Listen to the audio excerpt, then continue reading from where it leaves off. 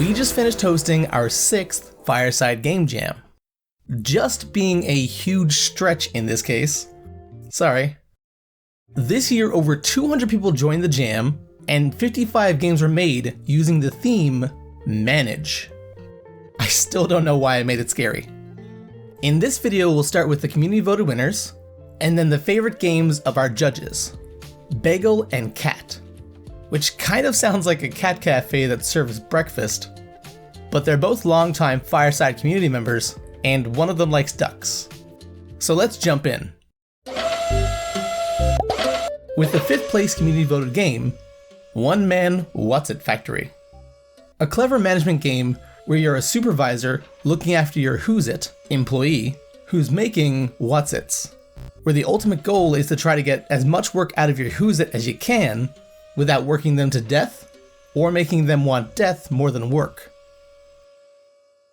And then in 4th place, Get Juggled, a game where you start off controlling one task, but then slowly get more tasks over time with different controls that you need to simultaneously manage.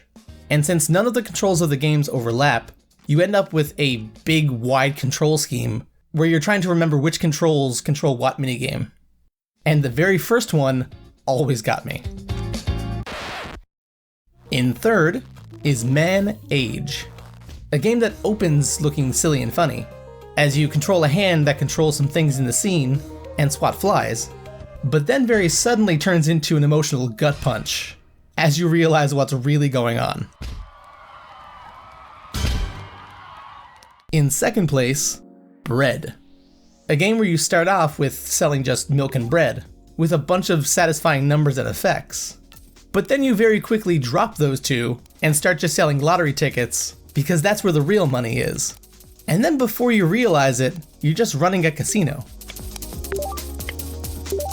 But the number 1 community voted game is Underpaid Jack All Trades. This one's another game of minigames, but the controls overlap and each game has a timer. So instead of trying to multitask, you need to figure out how much time you have for each task and which one takes priority. And this one took a long time to record to get good footage because I was very bad at it.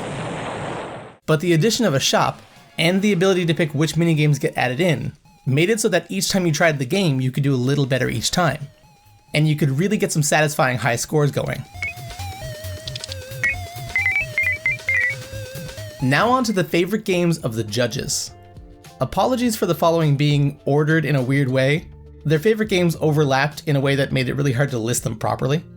But we'll start with Undwell, which was Bagel's favorite game in the jam, and Cat's 3rd favorite game. Bagel said, "It was very unique with how the puzzle made us plan out each of the moves for the character in advance, and the presentation of the moves being rings was very nice. I felt smart beating the levels." Cat said, "The ring mechanic was fun and intuitive, and I liked having to plan out what rings to use before starting a run, and the levels were laid out well." Followed by Get Juggled, which was Cat's 2nd favorite game in the jam, and they said, "It was challenging all while still being enjoyable. It didn't put too much on you to the point of being unenjoyable, but enough to keep you busy and trying to get a new best time." Then there's Bread, which was Bagel's 2nd favorite game in the jam, and they said this, "It was very satisfying as it felt like I could make synergies that could break balance, even though it still felt like the game was balanced. And the start didn't feel too slow like most games I've played in the genre." And finally, Pogo Inc., which was Cat's favorite game in the jam and Bagel's 3rd favorite game. Cat said, "I like the movement. Trying to keep everything well maintained while bouncing around was super fun. And I liked having a rank to try and beat each run." And Bagel said, "The movement was very fun to play around with once I got the hang of it, and bouncing around rooms at top speed stayed fun every time. You can't beat fun and simple movement." And then awkwardly tacked on at the end of the video are my favorite games. Starting with my 3rd favorite game in the jam, One Man What's It Factory. I don't really have a lot to say about this one, but apparently I'm a sucker for a good employee training video. When he's done resting, he will automatically go back to work like the good little what's-it worker he is. But if he works too much without having a proper fun time, your what's-it may have an uh-oh. Then my second favorite game was Bread. Honestly, I love the concept. I like how satisfying it was to play with all the beeps and boops. And I appreciate when games beat you over the head with a metaphor, but it got demoted to second place for me because I personally just hate gambling, and the game managed to make me want to sell lotto tickets. Second place. Finally, my favorite game in the jam was Man Age. It reminded me of a game I saw once before, and I unfortunately can't remember the name of the game, and I couldn't find it again, but that game and this one left a serious impression on me. There's a line from an anime that's probably said wrong because it's in the dubbed version, where a person wishes for eternal life, but forgets to wish for eternal youth. So he lives long enough to experience his entire body failing on him. He shouted, "Stop, time! Thou art so beautiful!"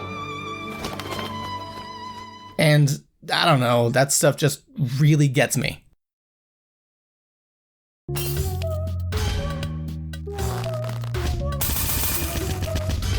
But let's forget our own mortality for a while and get to the end of the video.